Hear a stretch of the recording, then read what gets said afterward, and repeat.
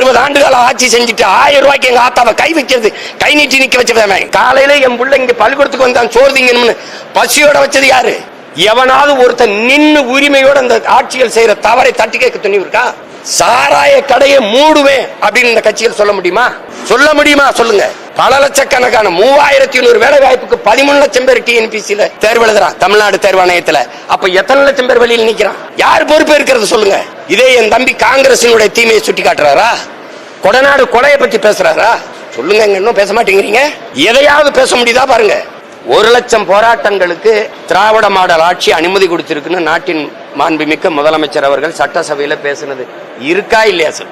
அப்படின்னா 1 லட்சம் பிரச்சனைகளை இந்த நாட்டு மக்களுக்கு நீங்க கொடுத்திருக்கீங்கிறது உண்மையா இல்லையா? எல்லாம் ஆசிரியர் தேர்வு எழுதிட்டு பணி நியமனத்துக்கு காத்திருக்கிறது, பகுதி நேர ஆசிரியர்கள் பணி நிரந்தர பணிக்காக போராடுவது, பழைய ஓய்வூதிய திட்டத்துக்கு போராடுவது, எத்தனை லட்சக்கணக்கான பிரச்சனை. அத்தனைக்கு மனு வாங்கின மகன் நான் இருக்கேன்.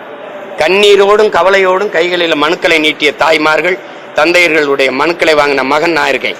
இத்தனை பிரச்சனைகள் நிலத்தது. மீத்தேன் எடுக்கிறது, ஹைட்ரோ கார்பன் எடுக்கிறது, காவிரி நதிநீர் உரிமை பறிபோனது, இந்தி திணிப்பு, மாநில கல்வி உரிமை மாநில உரிமை அதை தூக்கி மத்திய பொதுப்பட்டியல் கொண்டு போனது, கச்சத்தீவை பறிகொடுத்தது, மீனவர் படுகொலை சகித்துக் கொண்டது. இத்தனை துயரங்களின் தந்தது யார்? விடுதலை பெற்ற 79 ஆண்டுகால ஆட்சியை அரை நூற்றாண்டு ஆண்ட கட்சி எது? கச்சத்தீவை பறிகொடுத்த கட்சி எது? காவிரி நதிநீர் உரிமையை பறிகொடுத்த கட்சி எது?